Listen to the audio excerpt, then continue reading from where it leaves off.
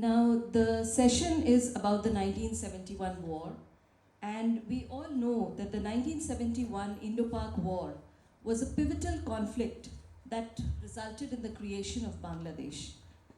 The Indian military, in conjunction with the Mukti Bahini, launched a swift and defensive attack, and it was a decisive offensive actually, and they overwhelmed the Pakistani forces in East Pakistan.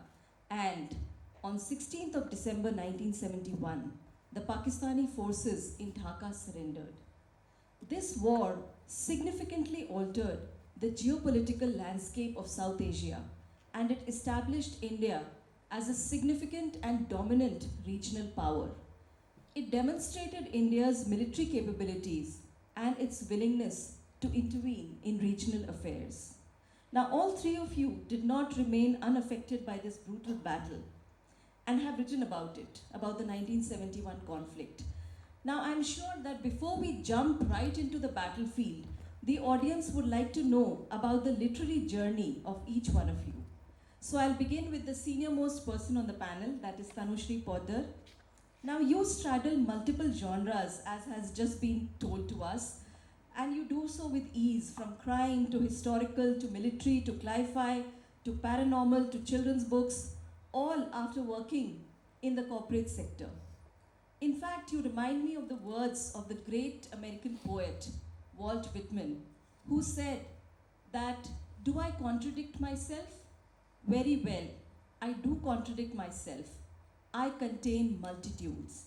So I think that applies to you, Tanushri.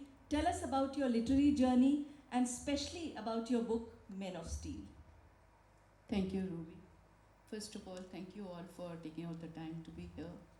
It's a beautiful place, and I congratulate you for being here today to listen to us, because I believe that there is a lot of learning to be taken away when you attend such sessions. To begin with, I am nothing but a soldier. Like you all are aware of, a soldier has many duties. I too perform a lot of duties, and one of them is to write, because it's close to my heart. And I don't contain myself in one container. I like to spread my joy for myself amidst whatever I do. And I like to write in various genres just because it provides me an opportunity to learn so much. And every human being continues to learn till he dies. And each experience in life teaches us something. When I write a certain book, I research that particular subject, and that is my learning, that's my takeaway. I do it for my own joy, more than what, people presume I write because it is for selling the book. No, it isn't. It is for my learning, my personal interest. And of course, because I'm involved in it so much, it brings out the best in me. And that's how I tread into various genres. And of course, like Kulpreet before me has mentioned, some of us get bored pretty easily. And I would hate to remain, confined to one subject, because I am a very flighty person with short interest spans, which is what I see across genres. And I see people today having very short, span. So I do it for myself once again. In the process, if I am successful, it's because of the generosity of the people around me, the readers who have given me so much of their time and energy. Thank you, Tanushri, for the wonderful answer where you revealed that you are flighty and you get bored easily. I think we all are some way or the other. Now, coming to Rachna, you are literally the doyen of military books, and military fiction has gained so much of popularity thanks to you. So tell us, how did you start on this journey, and how have you devoted your life to our beloved Indian Army? Thank you, Ruby. Doyen, I'm not too sure. There were people like General Carter who were writing beautiful books much before I started, so I wouldn't like to say that. But For me, the journey started by accident. Actually, it started where I thought it was ending. This happened, and Dehradun had a very big role to play in it, because 30 years back, when I was working with the Indian Express, and I wanted to be a writer and a journalist and a reporter, and I was doing pretty okay with Prabhu Chawla as my editor. That is when I came for a family wedding to Dehradun, and I ran into this gentleman cadet from the Indian Military Academy, who had gate crashed that wedding. He was just there looking for some good food. So we met, we just said hello to each other, and then I went back to Delhi, went back to work, and I was staying in a working girls hostel. And in December, he passed out, and then he sent me a card saying, "Hey, do you remember me? I am that handsome GC you met in the Dehradun wedding." And he said, "Would you like to marry me?" So that was very sudden, and then he came down to Delhi and he met me, and I told him that I'm enjoying journalism. And marrying an army officer means an end to my career, which I really didn't want to do at that time. So he said, "Okay, I'll give you a year's time. Whenever I get leave, I will come to Delhi and meet you. And I'm sure you're going to like me more than you like journalism." So he was right. And that's how it happened. And after a year, I quit journalism and writing against everybody's advice and against whatever I wanted to do, my dreams. And I married him because I loved him more than I loved writing. And it went on like that for the next 15 years, I think. I was an army wife. I was just moving from one small cantonment to another, working in schools where it was possible. If there was a newspaper, I would take up a job. But I was writing a blog because I loved writing. I kept writing a blog.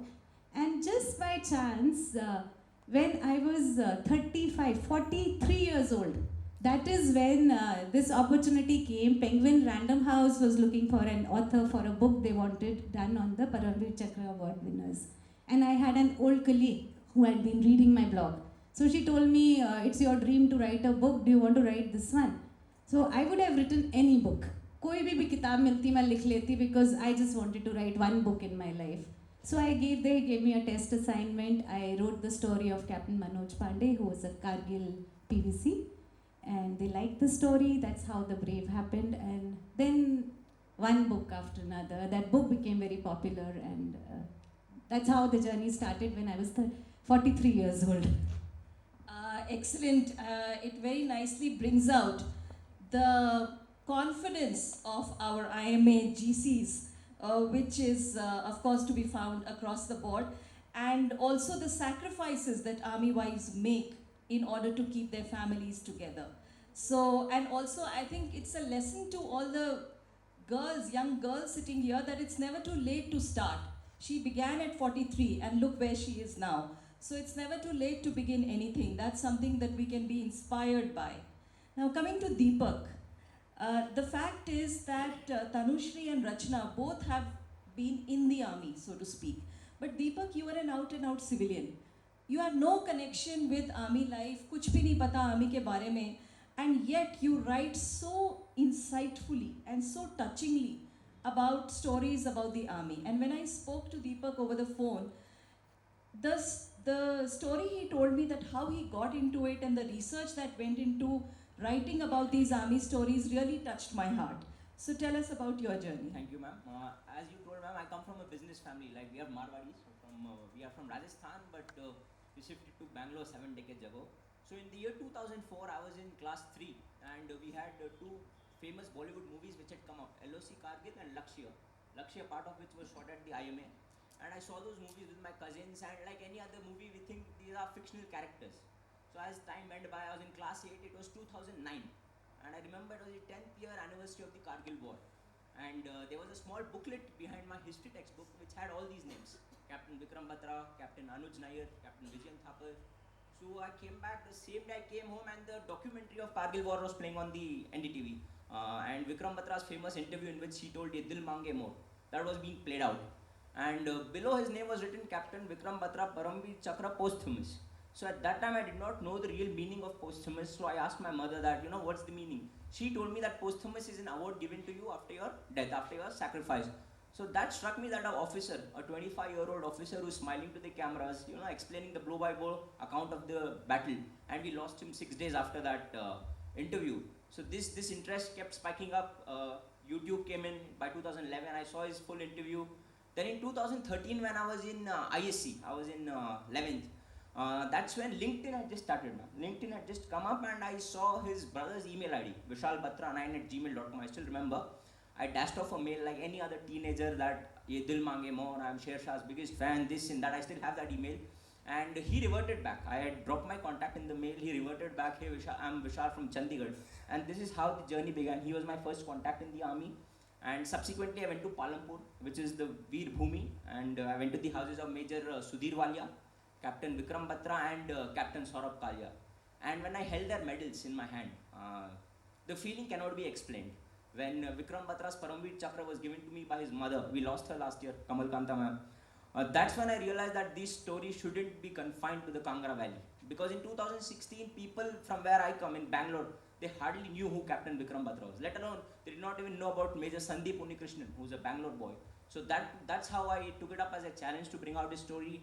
Like General Chaturvedi told my father also, sir, when I told him that I'll be writing a book, so he laughed at me on my face and told me you'll not be able to write more than 30 pages. But then with the help of God, the grace of my elders, so I got one contact, one after the other, and then the army is a very warm place. I would like to tell, I'm a civilian, total civilian, but wherever I go, be it a field location or peace station, I'm welcomed with open arms.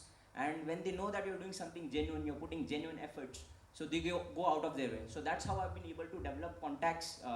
One contact leads to another. I'll just like to cite a few, two small examples. Lieutenant General Y.K. Joshi, who retired as the Northern Army Commander,